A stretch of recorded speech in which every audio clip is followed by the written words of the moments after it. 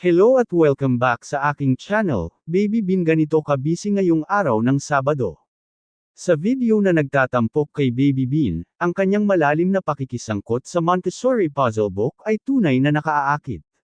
Kitang-kita na hindi lamang siya naglalaro sa mga pahina ng libro kundi aktibong at masigasig na nakikilahok sa mga gawain. Ang antas ng kanyang konsentrasyon at focus sa mga puzzle ay nagpapakita ng kanyang matinding interes.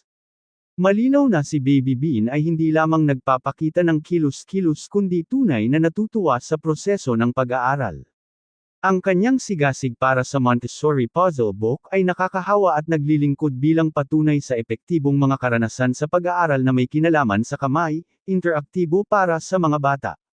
Narito at ating panuurin ang cute video ni Baby Bean.